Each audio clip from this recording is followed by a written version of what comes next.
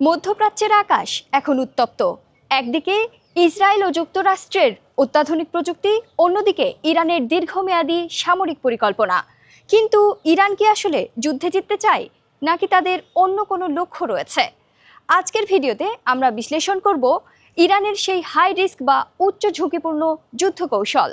সামরিক বিশ্লেষকদের মতে ইরান কোনো বিজয়ের জন্য লড়ছে না, ইরান মূলত টিকে থাকার জন্য লড়াই করছে। গত এক দশকে তেহরান হাজার হাজার ব্যালিস্টিক মিসাইল, ড্রোন এবং আঞ্চলিক এক বিশাল নেটওয়ার্কে বিনিয়োগ করেছে।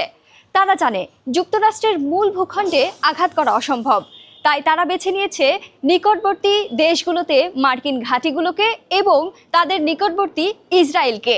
সাম্প্রতিক হামলাগুলো প্রমাণ করেছে ইসরায়েলের অভেদ্য আকাশ প্রতিরক্ষা ব্যবস্থাকেও ফাঁকি দেওয়া সম্ভব। আর প্রতিটি সফল আক্রমণের মাধ্যমে প্রতিপক্ষের ওপর বিরাট চাপও সৃষ্টি করতে পেরেছে তারা। এর পেছনে আরেকটি কৌশল আছে ইরানের।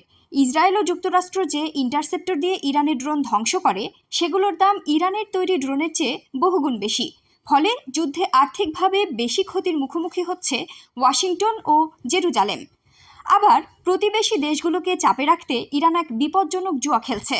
প্রতিবেশী দেশগুলোতে হামলা চালিয়ে তারা বোঝাতে চাচ্ছে মার্কিন বাহিনীকে জায়গা দেওয়াটা নিরাপদ নয়। তবে এতে ইরানের পুরোপুরি বিচ্ছিন্ন হয়ে যাওয়ারও ঝুঁকি দেখছেন বিশ্লেষকেরা। অবাক করার বিষয় হলো, ইরানের সর্বোচ্চ নেতা আলী খামেনি ও দেশটির শীর্ষ কমান্ডারেরা নিহত হলেও প্রতিরোধ যুদ্ধ থেমে যায়নি।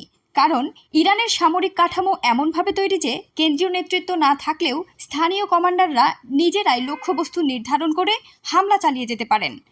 তবে এতে ঝুঁকিও রয়েছে।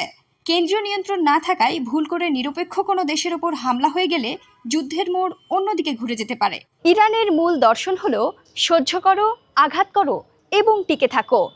তেহরান মূলত কোনো বিজয় চায় না, তারা যুদ্ধ শেষেও শক্তভাবে দাঁড়িয়ে থাকতে চায়।